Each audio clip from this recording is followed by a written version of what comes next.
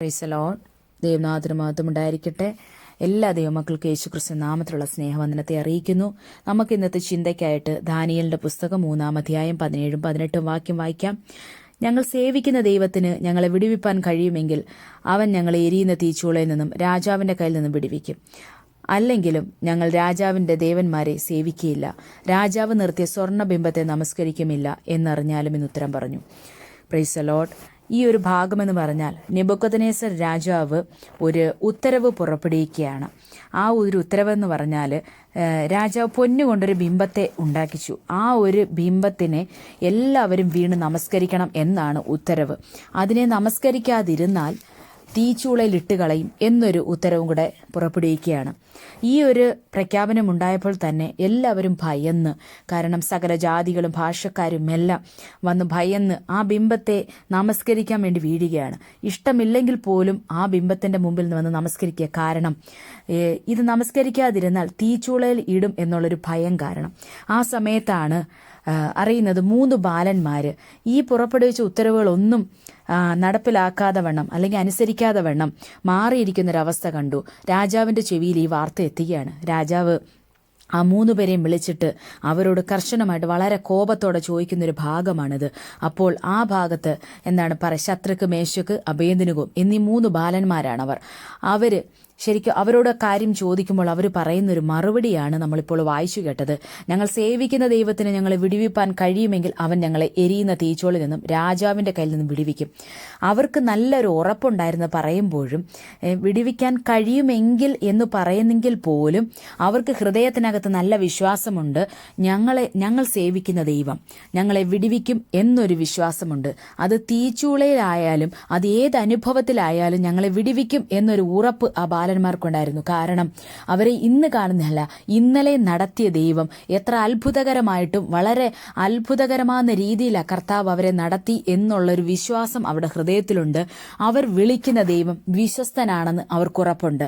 അതുകൊണ്ട് തന്നെയാണ് ഉറപ്പോടെ അവരത് പറഞ്ഞത്. അല്ലെങ്കിലും വിടുവിച്ചില്ല, ഒരു പക്ഷേ വിടുവിച്ചില്ല എന്നിരിക്കട്ടെ, എന്നാൽ പോലും രാജാവ് നിർത്തിയിരിക്കുന്ന ബിംബത്തെ ഞങ്ങൾ നമസ്കരിക്കില്ല എന്നൊരു ഉറച്ച തീരുമാനമെടുക്കുക. കാരണം എന്താ?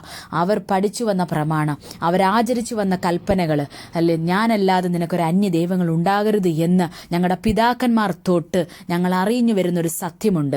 ആ സത്യത്തിന് ബദലായിട്ട് ഞങ്ങൾ ഒരിക്കലും നിൽക്കുകയില്ല എന്നൊരു ഉറച്ച തീരുമാനം. അതുപോലെ തന്നെ ഒരു വിഗ്രഹത്തെ ഉണ്ടാക്കിയോ അതിനെ നമസ്കരിക്കുകയോ ചെയ്യരുത് എന്നുള്ളൊരു ഉറച്ച തീരുമാനം. ദൈവത്തിന്റെ കൽപ്പനയാണത്. ആ കൽപ്പന ഞങ്ങൾ ലംഘിക്കുകയില്ല എന്നുള്ളൊരു ഉറപ്പ്. കാരണം എന്താ? അവർ സേവിക്കുന്ന ദൈവം, അല്ലെങ്കിൽ ഞങ്ങൾ സേവിക്കുന്ന ദൈവം ഞങ്ങളെ വിടുവിക്കും എന്നുള്ളൊരു ഉറപ്പ് ആ ബാലന്മാരുടെ നടുവിലുണ്ടായിരുന്നു. അത് കേട്ടപ്പോൾ തന്നെ നെബൂഖദ്നേസർ ദേഷ്യം വന്നിട്ട് അവരെ തീച്ചൂളയുടെ ഇടാൻ കൽപ്പിക്കുകയാണ്. സാധാരണയായിട്ട് ചൂട് പിടിപ്പിക്കുന്നതിൽ 7 മടങ്ങ് ചൂട് വർദ്ധിപ്പിക്കുക. കാരണം രാജാവിന്റെ ദേഷ്യം അതുപോലെയാ. പക്ഷെ അവർ ആ ചൂട് കണ്ടോ, ആ തീ കണ്ടോ ഭയപ്പെട്ടില്ല. അവരൊരിക്കലും മാറി നിന്നില്ല. ഇതുപോലെയല്ല ദൈവമക്കളെ, നമ്മുടെ ജീവിതത്തിലൊക്കെ ചില തീയുടെ അനുഭവങ്ങൾ, അല്ലെ, നമ്മൾ പ്രതീക്ഷിക്കാത്ത സമയത്ത് നമ്മളെ മുന്നിൽ നോക്കി നിൽക്കുന്നത് ചില തീയുടെ അനുഭവങ്ങളായിരിക്കാം. പക്ഷെ അതിനകത്ത് ദൈവത്തെ തള്ളി പറയണമെന്നൊരു ഒരു ഭാഗം കൂടെ വരികയാണെങ്കിൽ, അല്ലെ, ഞാനല്ലാതെ അന്യദൈവങ്ങൾ നിനക്കുണ്ടാകരുത്, അല്ലെ, ആ ഒരു ഉറപ്പ് ഹൃദയത്തിനകത്ത് കാണണം. അതുപോലെ തന്നെ ഏത് പ്രതിസന്ധിയാവട്ടെ, ദൈവത്തെ വിളിക്കുന്നതിന് തടസ്സമായിട്ട് എതിരായിട്ട് നിൽക്കുന്ന ഏത് തടസ്സമോ ആയിക്കോട്ടെ, അതിനൊരു പക്ഷേ ചൂട് 7 മടക്ക് നിങ്ങൾക്ക്, അല്ലെ, പ്രതികൂലമായിട്ട് എഴുന്നേറ്റ് വന്നിരിക്കാം. പക്ഷെ അതിനകത്ത് ഉറപ്പോടെ നിൽക്കണം. കാരണം എന്താ? ഞാൻ വിളിക്കുന്ന ദൈവം എന്നെ ഏത് പ്രതിസന്ധിയിൽ നിന്ന് വിടുവിക്കുമെന്നുള്ളൊരു ഉറപ്പ് ഈ നാളുകളിൽ നമുക്കുണ്ടായിരിക്കണം. അവരെ ആ തീച്ചൂളയിലേക്ക് ഇടുമ്പോൾ, അല്ലെ, അവരെ 3 പേരായിട്ട് ആ തീച്ചൂളയിലേക്ക് ഇടുക. അതിന്റെ 3-ാം അധ്യായത്തിന് 25-ാം വാക്യത്തിൽ വായിക്കുന്നു, 4 പുരുഷന്മാർ കെട്ടഴിഞ്ഞ് തീയിൽ നടക്കുന്നത് ഞാൻ കാണുന്നു എന്ന് നെബൂഖദ്നേസർ പറയുകയാണ്. ഒരു കേടുപാടും അവർക്ക് തട്ടിയിട്ടില്ല. 4-ാമത്തെ രൂപം ഒരു ദൈവപുത്രൻ ഒത്തിരിക്കുന്നു. കണ്ടോ? അതിനകത്ത് 3 പേരാ തീക്കകത്ത് വീണത്.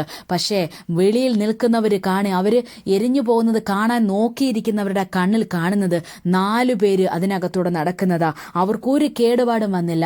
4-ാമത്തത് ഒരു ദൈവപുത്രന്റെ രൂപത്തോട് സദൃശ്യ. കണ്ടോ? നമ്മൾ വീഴുന്നത് വരുന്നത് കാണും.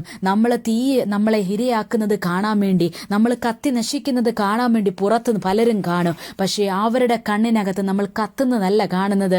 നമ്മൾ ഒരു കേടുപാടും കൂടാതെ വേണം അല്ലെ നമ്മളെ കർത്താവ് സംരക്ഷിക്കുന്നതോ, നമ്മളോടൊപ്പം തന്നെ ദൈവപുത്രനോട് സമനായ ഒരുവൻ അല്ലെങ്കിൽ ദൈവത്തിന്റെ സാന്നിധ്യം വെളിപ്പെടുന്നതോ പുറത്ത് നിൽക്കുന്നവർ കാണാൻ തക്ക ഇടയായി തരും.